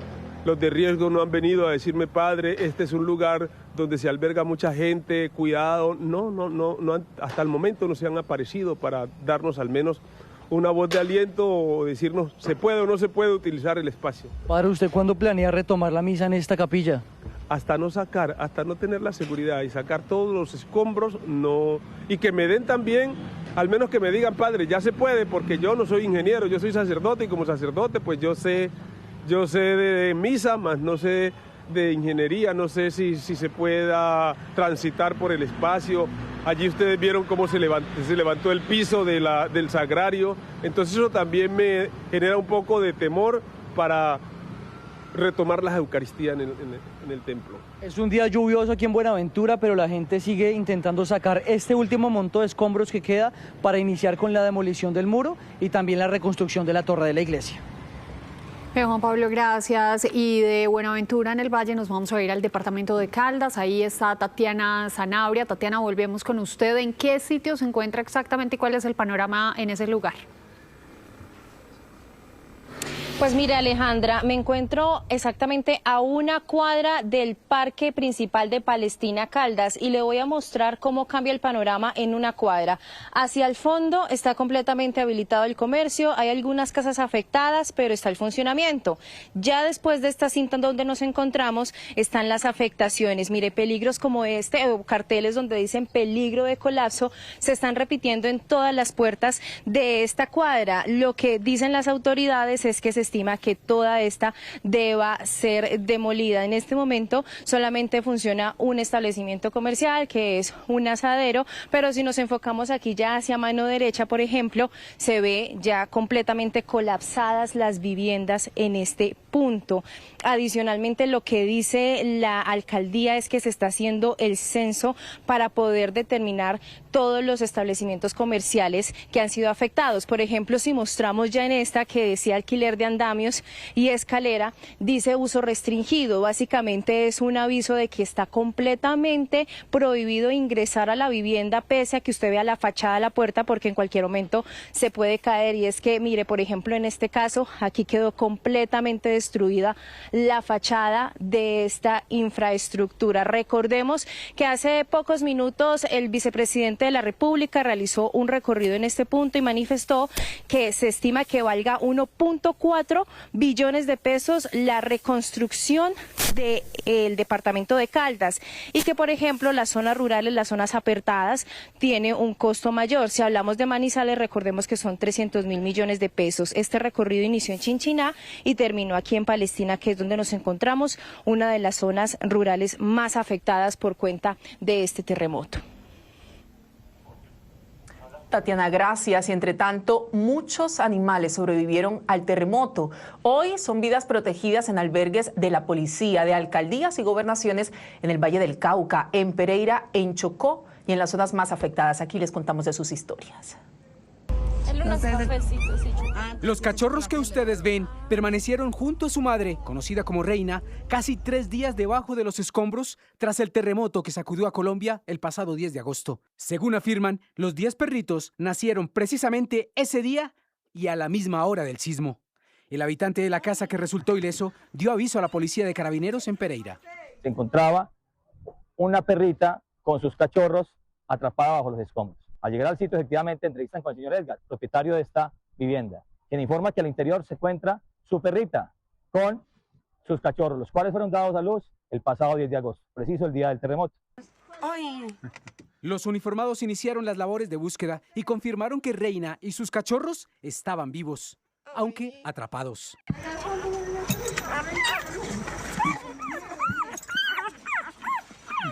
Procedieron a rescatarlos. Con 10. ¡Ay, divino! Tras ser rescatados, Reina y sus 10 cachorros fueron llevados a un albergue. El uno es cafecito, sí.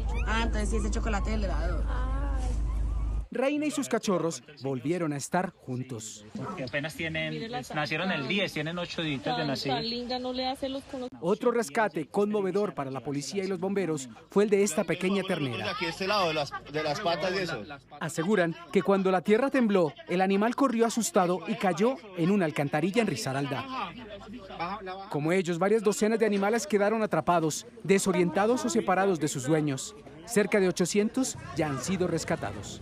En estos momentos lo primordial son más que todo cobijas, siempre vamos a necesitar alimentación, comida húmeda, hasta comida medicada si de pronto es posible, medicamentos, insumos médicos. En estos momentos estamos recibiendo médicos veterinarios, también estudiantes son bienvenidos. La especialista explicó que los tutores de mascotas reportadas como desaparecidas deben buscarlas en los albergues de las capitales afectadas. También hicieron un llamado a los ciudadanos para que les den un hogar a las mascotas desamparadas. Asimismo, un grupo de operaciones especiales rurales de la policía, conformado por mujeres, recorre veredas de los sitios afectados y brinda atención médica y ayuda a los habitantes afectados y a sus mascotas. Historias de esperanza en medio de tanta tristeza. 2 de la tarde en punto. Y en Pereira, la alcaldía hace acompañamiento a las personas que necesitan un albergue o un hogar temporal. Nicolás Rojas, ¿de qué se trata este proceso?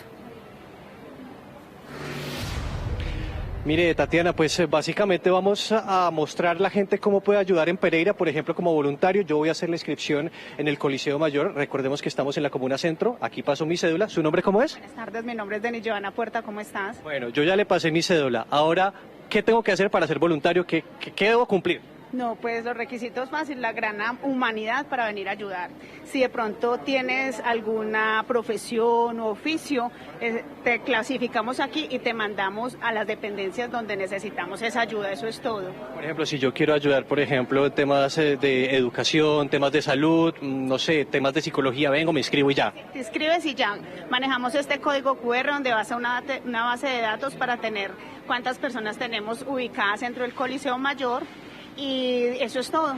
¿Y los horarios? Los horarios, estamos manejando 3 horarios, de 7 a 2 de la tarde, de 2 de la tarde a 10 de la noche y de 10 de la noche a 6 de la mañana. Joana, buenísimo. Hay que recordar que en estas mesas también ustedes pueden inscribir o pueden averiguar por sus familiares desaparecidos o inscribirlos para que entren a la base de datos de la Alcaldía de Pereira. Pero vamos a hacer el ejercicio en esta ocasión con las personas que necesitan alojamiento. Disculpen, los molesto. Muy buenas tardes. Sé que están muy ocupados. ¿Su nombre? Laura Arango. Laura, usted es de la Secretaría de Integración. Digamos, si yo necesito alojamiento en este momento, perdí mi casa, necesito dónde quedarme, ¿qué debo presentar y cómo puedo recibir ayuda? Claro que sí, se presenta como núcleo familiar, nos presentan la cédula, nosotros le damos una ficha que es el reconocimiento de la persona y se le da una manilla azul, lo cual lo que permite es la identificación dentro del Coliseo Mayor para que reciba todas las alimentaciones, todos los servicios que se presentan como veterinaria, medicina, servicio psicológico, tema de ayuda para colegio de los niños. Acá para los niños menores también se les está prestando atención. Y recuérdeme la documentación, por favor, eso es importante. Cédula de ciudadanía o pues si es cédula de extranjería o tarjeta de identidad o registro civil. Bueno, pues es la manera en que las personas pueden servir como voluntarios o si necesitan, por ejemplo, recibir alojamiento en alguno de los albergues de la ciudad de Pereira, pueden hacerlo. Nicolás, información absolutamente valiosa para las personas que quieren donar también su tiempo y su conocimiento y para las personas que necesitan ser asistidas en medio de esta tragedia. Y unos 40 bienes de interés cultural de ámbito nacional, una docena de centros históricos y más de 35 inmuebles religiosos resultaron afectados por cuenta del terremoto. El Ministerio de Cultura ya adelanta un plan de acción para atender esas estructuras patrimoniales afectadas. En aras de salvaguardar y tomar acciones inmediatas en las distintas iglesias, edificaciones e inmuebles históricos de los 6 departamentos afectados, el Ministerio de Cultura expidió en las últimas horas la resolución 0536, que autoriza, entre otras cosas, la intervención en modalidad de primeros auxilios y acciones urgentes para los bienes patrimoniales en riesgo. Está el tema de retiro controlado y o protección de elementos o materiales sueltos que representen riesgo, el apuntalamiento de muros, placas u otros elementos constructivos, la protección provisional de cubiertas, vanos o elementos decorativos, la instalación y o disposición de cerramientos temporales, la instalación temporal de elementos de señalización, la protección, embalaje y almacenamiento temporal de bienes muebles asociados a inmuebles patrimoniales, la realización de limpieza, la contención de tierras y el control de humedades. Según el último chequeo del inventario de bienes de interés cultural nacional, el departamento del Valle del Cauca registra 23 afectaciones, 17 de ellas en un grado de deterioro alto. En el departamento del Cauca y Antioquia, 6 bienes resultaron afectados respectivamente.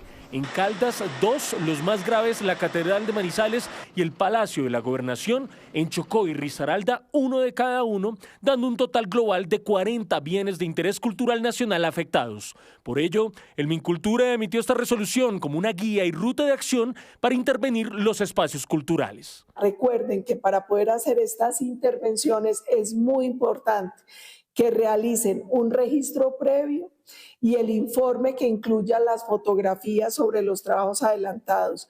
Se debe enviar al correo electrónico servicio@mincultura.gov.co. Según otros datos recogidos por la cartera, en total son 39 espacios religiosos o iglesias afectadas, 12 centros históricos con deterioros y 8 manifestaciones de patrimonio cultural y material afectados por cuenta del terremoto. 2:29 de la tarde, a esta hora regresamos a Quibdó, en donde el terremoto afectó, además de todo, las instalaciones de los juzgados. Julián Ríos, ¿cuáles son los daños? Sí. Hola, sí señora, son 70 despachos judiciales que resultaron afectados aquí en el Palacio Municipal, en el Palacio de Justicia de Quibdó. Hicimos un recorrido, incluso estamos con una Comisión Nacional de Disciplina Judicial a cargo de su presidente, Carlos Arturo Ramírez. Queremos preguntarle, muy buenas tardes. Entramos de primera mano, usted lo vio, ¿cuáles son los daños de las estructuras del Palacio Judicial? Efectivamente, nos desplazamos hasta la capital del Chocó, junto con la presidenta del Consejo Superior de la Judicatura y la directora ejecutiva de la rama judicial, para verificar de primera mano la situación de la infraestructura de los despachos judiciales, encontrando pues la lamentable noticia de que están muy mal logrados los despachos. De hecho, los servidores judiciales tuvieron que ir a sus casas a laborar. Bueno, entonces, frente a eso, ¿qué va a pasar con los habeas corpus, con los trámites de las tutelas, las audiencias sobre todo de control de garantías? ¿Qué está pasando con eso? ¿Y hay suspensión de términos para todos esos procesos penales? El Consejo Superior de la Judicatura hasta el momento ha emitido 4 acuerdos. En esos acuerdos, el primer acuerdo fue un acuerdo de choque para suspender términos en el momento que ocurrió la tragedia y el días posteriores. Ahora, la segunda fase involucra unas modalidades de trabajo en casa para que podamos garantizar la continuidad en el servicio. Entonces, ¿qué significa eso? Que en materia, por ejemplo, de jueces de garantías sigue prestándose el servicio de manera remota a las audiencias. Los habeas corpus se siguen repartiendo y se siguen resolviendo. Y al igual que las acciones de tutela que no se han suspendido los términos. Una información muy importante para los abogados, los fiscales, incluso los jueces. Pero el Palacio de Justicia se puede reconstruir, rehabilitar o hay que tumbarlo. ¿Cómo vieron ustedes eso frente a las estructuras que están deterioradas? El día de ayer fuimos informados por el director ejecutivo seccional de que el IDIGER hizo una evaluación y tomó unas fotos y hizo unos cálculos para poder saber el estado del edificio. Hasta el momento no tenemos una razón definitiva para poder dictar o decidir qué vamos a hacer con la infraestructura. Bueno, doctor Ramírez, muchas gracias al presidente de la Comisión Nacional de Disciplina Judicial, entregando el reporte de los daños en el Palacio Judicial, 70 despachos afectados y ya los habeas corpus, tutelas y las audiencias de garantías se están adelantando de manera virtual para no poder que se permita, que se impida el trabajo que tiene que ver con los procesos penales, sobre todo de garantías cuando hay una persona capturada en flagrancia o cuando hay un delito que está cometiendo. Estos son los sucesos que hacen noticia en el mundo a esta hora. Meta, la casa matriz de redes sociales como Facebook, Instagram y WhatsApp, enfrenta el mayor juicio de su historia en el que se juega incluso su supervivencia. 29 estados de Estados Unidos la acusan de causar adicción y daños en niños y adolescentes y piden multas que, según documentos internos de la compañía, podrían alcanzar el $1,5 billion. Meta vuelve a los tribunales. Esta vez acusada por 29 fiscales de diseñar funciones en Instagram y en Facebook que generan adicción en niños y adolescentes. La jueza Ivonne González y un jurado de 8 personas escucharán en el Tribunal de Oakland, en California, los argumentos de los fiscales, así como a Mark Zuckerberg y otros ejecutivos de la empresa. Los 29 estados piden hasta $200 mil millones en multas y acusan a la compañía de diseñar sus plataformas para maximizar el tiempo de uso y fomentar conductas adictivas entre menores.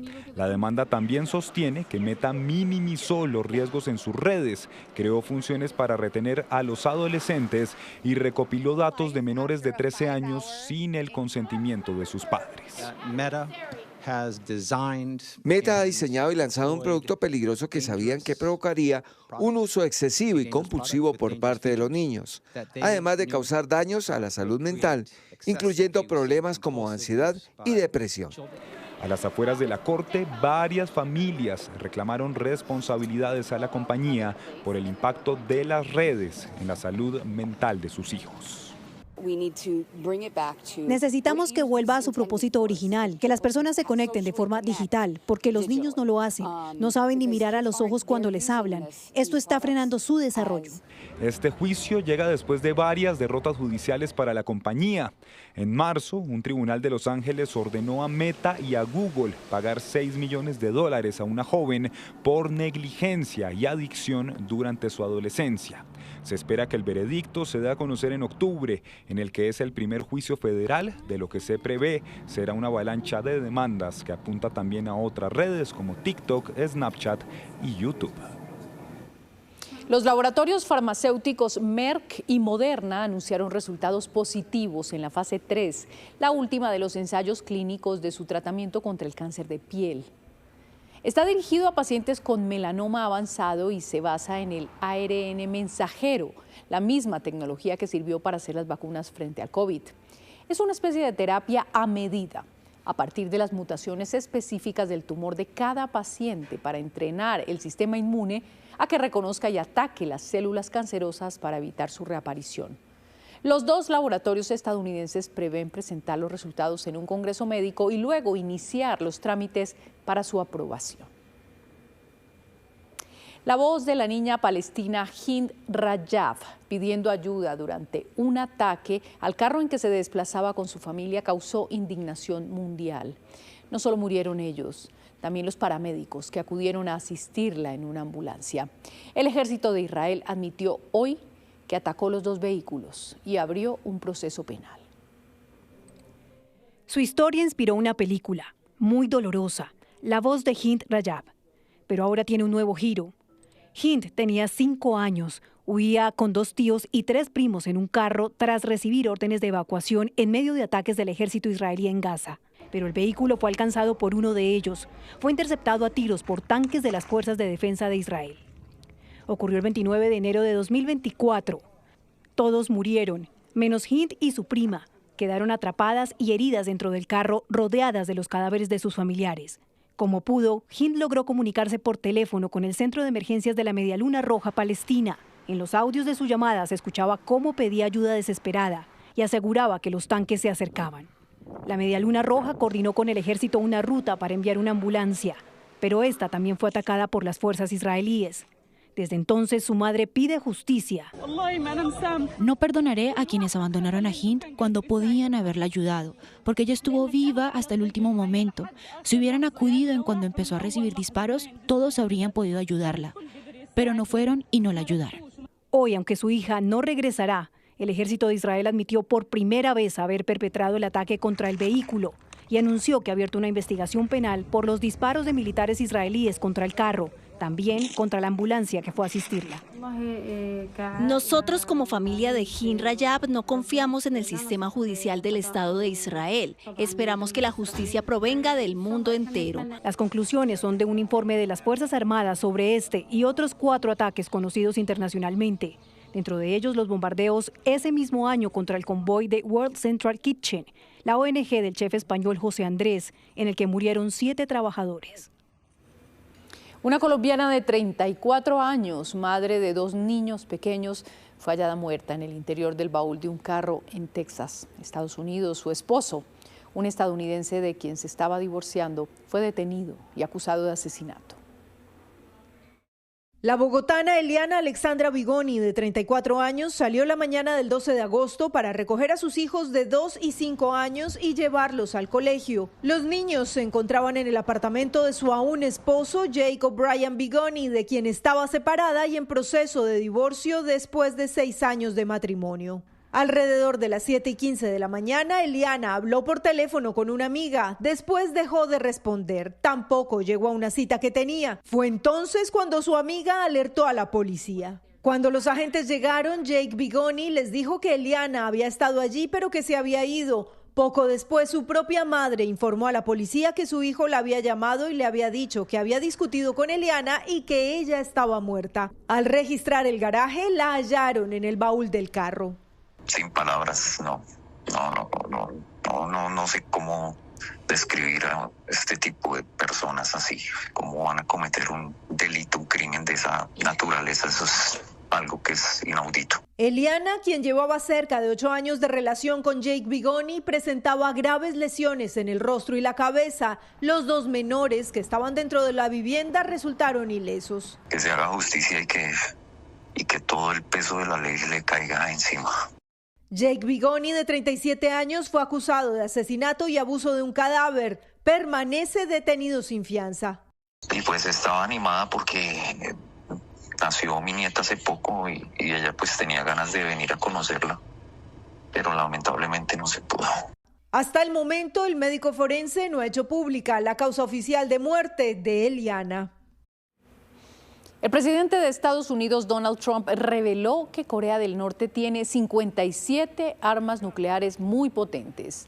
En una referencia muy específica y también inusual al arsenal atómico de Pyongyang, Trump aseguró que nunca se debió permitir que las consiguiera, pero las consiguió. Además, anunció que se reunirá con el líder norcoreano Kim Jong-un este año. Los 2 líderes se encontraron 3 veces durante el primer mandato del republicano, pero desde que regresó a la Casa Blanca no se han vuelto a reunir. En España, 2 localidades de la Comunidad de Madrid fueron confinadas por un nuevo incendio forestal que se desató. Imágenes grabadas por los servicios de emergencia muestran columnas de humo que se elevan desde el foco, situado en colinas próximas a zonas residenciales de Aldea del Fresno y Villamantina. 20 unidades terrestres y 5 aeronaves fueron desplegadas para combatir el fuego. A esta hora, noticia en Girardot, Cundinamarca. Un voraz incendio forestal destruyó la vivienda de una familia en Altos de Chicalá, sector de Barzalosa. Allí vivía un hombre junto a su esposa y su hijo.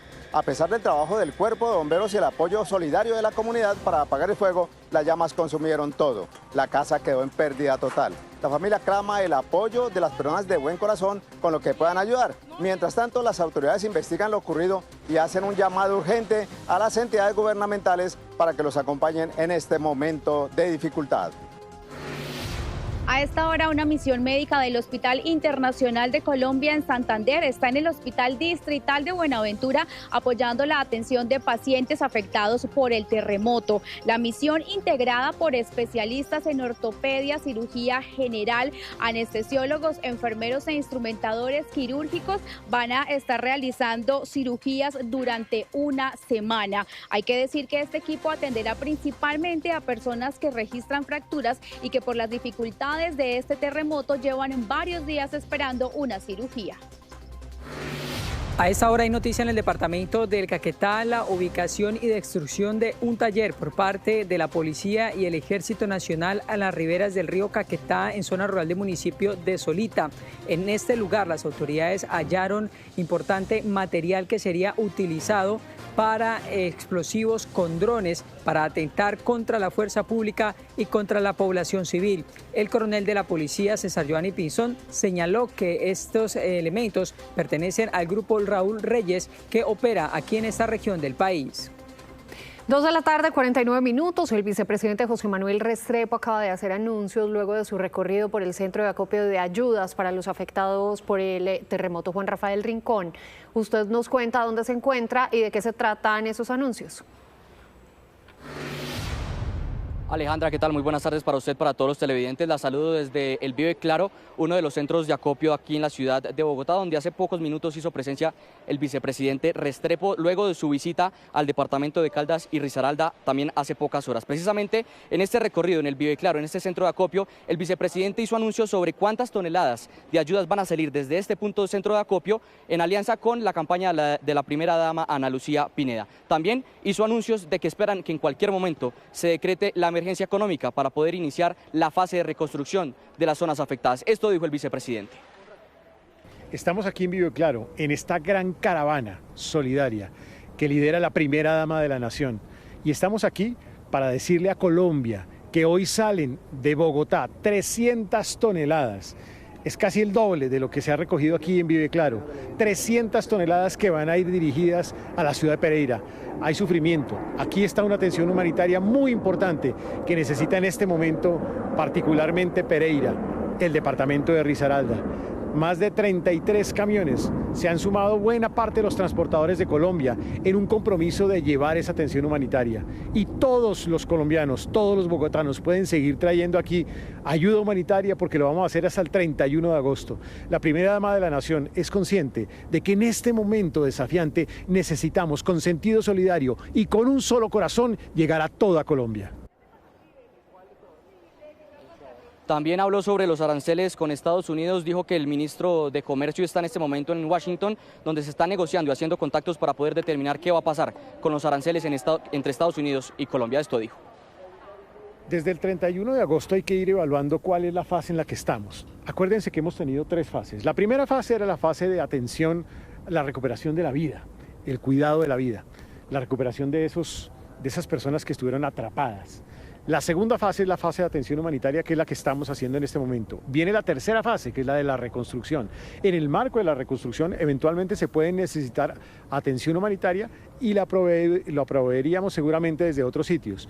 Pero lo que es importante es que ya desde este momento arranca ya una reconstrucción en donde va a haber recursos adicionales, seguramente en el marco de una emergencia económica, para atender esas necesidades. El vicepresidente Restrepo precisamente continúa con su agenda. En las próximas horas, va a estar en el Consejo de Ministros junto al presidente de la República, Abelardo de la Espriella. Juan, muchísimas gracias. 2:52, el Gobierno Nacional dejó en firme los nombramientos que serán cruciales para el funcionamiento de varias entidades de la nueva administración. Nicole Buitrago nos cuenta de quiénes se trata. Nicole. Catalina, empecemos con la reciente designación por parte del Ministerio de Hacienda. Se trata de Jaime Pumarejo, el exalcalde de Barranquilla, y quien será el nuevo director ejecutivo representante de Colombia y Perú ante el Banco Interamericano de Desarrollo. También quedó en firme la posesión de Didier Blanco como nuevo director de la Unidad Nacional de Protección. Él es abogado, recordemos, especialista en Derecho Penal, una posesión que se dio en manos del ministro del Interior, Rodrigo Lara, hoy muy temprano. Pero también quedó en firme el nombramiento de María Rocío Cortés, quien fue nombrada como nueva superintendente de Industria y Comercio. También es abogada y ejerció como procuradora y como magistrada del Consejo Superior de la Judicatura. Hay nuevo director también del Departamento Administrativo de Función Pública. Se trata de Leonardo Huerta, quien, recordemos, fue la fórmula vicepresidencial de Claudia López en las elecciones pasadas. Fue nombrado también Ricardo Valencia como nuevo director del DAN. Es economista de la Universidad Javeriana y ejerció como subdirector de esa misma entidad bajo la administración de Juan Daniel Oviedo. Y cierra la lista Claudia Carrasquilla, quien es ahora la nueva viceministra de Defensa. Es abogada con amplia experiencia frente al crimen organizado. Recordemos que es conocida como la fiscal de hierro y fue determinante frente a la lucha del crimen organizado y especialmente ejerció como directora de la Fiscalía en Medellín. Nicole, gracias. 2:54 p.m. Hablamos ahora del Caribe porque el bajo nivel del río Magdalena ya genera afectaciones a lo largo del departamento de Bolívar. La sequía deja al descubierto grandes bancos de arena, complica el abastecimiento de agua para el consumo de la comunidad y pone en riesgo la navegación. El río Magdalena, a su paso por Bolívar, muestra una de sus caras más preocupantes. Estos grandes bancos de arena y sedimentos han emergido por el bajo caudal. Ahora está más complicado que otras veces porque ahora está secando más. Esta vez sí ha bajado bastante el río, bastante. Ha estado muy seco. Estamos muy preocupados por eso. En municipios como Mompox, el agua prácticamente ha desaparecido por sectores. Desde el 2016 no se presentaba pues una sequía tan grande como la que estamos viviendo ahora. No ha sido fácil, hay mucha incertidumbre. La verdad es que nos preocupa que sigan bajando los niveles del río. Las comunidades sufren hoy por las dificultades para realizar las labores básicas del hogar. Nos tienen afectado porque no hay agua en el barrio y a veces tienen que ir los bomberos a llevarnos agua allá al barrio. El agua que se está consumiendo ahora con ella no se puede cocinar, nada más sirve para lavar y bañarse. Sin embargo, para bañarse le da rasquiña a uno en la piel y eso es lo que se está sufriendo ahora mismo con esa agua del río. Y mire que esa agua está verde y así sale también en las plumas. Los niveles del río Magdalena han disminuido hasta 2 metros aquí en el municipio de Mompox, afectando también las actividades de navegación y el sustento de miles de personas. Producto de esta sequía hemos perdido un transporte hacia un lugar que se llama la Ciénaga de Pijiño, pero estamos en un estado de estrés que va a perderse la navegación total por aquí ahora actualmente. Otro de los municipios donde aumenta la crisis por la falta del recurso hídrico es Zambrano, una población de más de 13.500 habitantes. El agua que se capta es muy poca para lo que le debemos de suministrar al municipio y para el tratamiento de la misma. Esto también nos genera problemas en los equipos de bombeo, ya que se esfuerzan muchísimo más. El río Magdalena hoy no solo deja ver sus sedimentos, deja al descubierto una crisis que crece con cada centímetro que desciende el nivel del agua. Pero miren el contraste, las autoridades locales de Santa Marta declararon la alerta amarilla en todo el área rural de la capital del Magdalena debido a las crecientes súbitas de los ríos que descienden desde la Sierra Nevada y que ya generan las primeras afectaciones en la población vecina. Las lluvias registradas en la parte alta del macizo montañoso ya han provocado el aumento de los caudales e inundaciones a viviendas y locales comerciales en Buriticá. Ay, Dios mío, señor. El agua del río Buritaca fue invadiendo poco a poco los negocios de comida y tiendas en el sector del mismo nombre, ubicados en la falda de la Sierra Nevada de Santa Marta. Los que viven a la orilla de los ríos, y miren cómo están. El caudal creció pese a que no llovía, y todo por las intensas precipitaciones que se generan en la parte alta del macizo y que fueron anunciadas por el IDEAN y que ha provocado afectaciones al turismo y al sector comercial. Muchas familias campesinas y que viven del sector turismo están muy afectados por las crecientes de los ríos Buritaca, Huachaca, Mendiguaca, Río Piedras. De hecho, hace unos meses atrás se llevó el puente sobre el río Mendiguaca. Además de las inundaciones por crecientes súbitas, en corregimientos como San Pedro de la Sierra hay varias veredas con sus vías de acceso taponadas por el lodo. Los deslizamientos de piedra y barro generan problemas para sacar los cultivos de la zona. Más o menos 25.5 hectáreas de café quedaron en destrucción total, además de otros cultivos como maíz. Aparte de eso, tenemos las vías veredales taponadas por los derrumbes. Las autoridades en Santa Marta piden a la ciudadanía estar muy atentas a las crecientes súbitas que continuarán con la intensificación de las lluvias en la zona alta de la Sierra Nevada. El IDEAN mantiene alerta amarilla sobre estos sectores de la Sierra Nevada, sobre Magdalena, por posibles lluvias. La recomendación para la población en general es abstenerse de usar estos dos afluentes, por lo menos mientras que se mantiene la alerta. Funcionarios de la Gobernación del Magdalena ya se encuentran en Buritaca y zonas cercanas para evaluar los daños y establecer el número de familias afectadas por las crecientes de los ríos.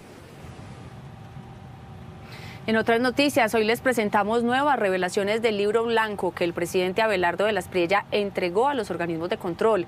Un aumento exagerado de la deuda pública, inversiones sin justificar, nóminas paralelas y préstamos sin soporte técnico hacen parte de los 82 hallazgos de supuestos malos manejos de los recursos públicos en el gobierno de Gustavo Petro.